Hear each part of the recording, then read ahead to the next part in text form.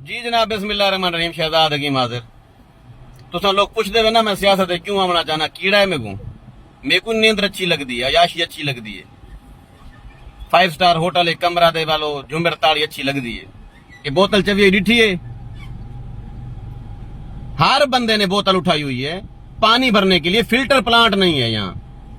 Filter plant कितना लगाया चाहिए तो चाह मल्ले वाला मोदा सांगड़ी में फिल्टर प्लांट की जरूरत है। अब मैं देखता हूं कैसे नहीं फिल्टर प्लांट लगता। मैं अभी एमएनए तो नहीं हूं, एमपीए भी नहीं हूं। जब बंदा नेकी की नियत कर लेता है ना तो फिर सारे काम हो जाते हैं। मैं लगवाऊंगा इधर फिल्टर प्लांट, ये कोई बात है? फिल्टर प्लांट नहीं लगता। बहुत चाहने वाले मेरे बैठे हैं यूरोप में, अमेरिका में, बेल्जियम में, फ्रांस में। उधर 1 रुपया देते हैं, पता नहीं इधर रुपये को बरकत लग जाती है, रुपया बड़ा हो जाता है, इतना बड़ा रुपया हो जाता है। तो रुपया बड़ा होगा, इधर फिल्टर प्लांट लगवाएंगे हम।